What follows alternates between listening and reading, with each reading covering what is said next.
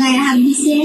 তো ওই দিন আমি কিছু করি না, আমি সরাইছি, আমি বলছি যান না, তার আমি ঘটাবো। তো ওই দিন একবার আসতে সরে গেছে।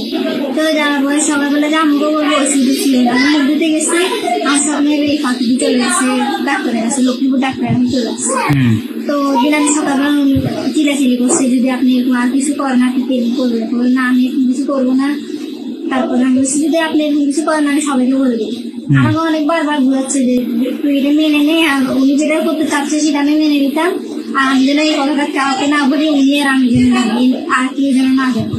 আমি বলছি না, আপনি যদি আপনি কিছু না করেন তাহলে আমি কাউকে কিছু বলবো না, যদি আপনার পরে আবার কিছু করতে দেন তাকে আমি সবাইকে বলে দেবো। তখন আমার হাতে পানি বলছে না, তো যা লাগে যত কিছু লাগে, যত দামি জিনিসে লাগে তুই আমাকে বলিস। তারপর আমাকে বলছিল মোবাইল কিনে দিবে, তাও যেন আমি উনির সাথে এই কাজটা করি। আমি না, আমার কিছু লাগবে না, আমি এখান থেকে চলে যাবো, আমার কিছু লাগবে না। আচ্ছা এই যে করে গেল। তারপরে শুধু ঘরে রাখতেছে, শুধু রুমে রাখতেছে, আমি ঘরের বাইরে বসে আছি, উনি রুমে রাখতেছে। তো সন্ধ্যা হলো, সন্ধ্যা হওয়ার পরে খাই দেই, আমার শুয়েছি। শোয়ার পরে উনি আমার বাপে আমার রুমে 3 বার গেছে। কয়টা দিকে গেছে? একটা এরকম পরপর 3 বার গেছে।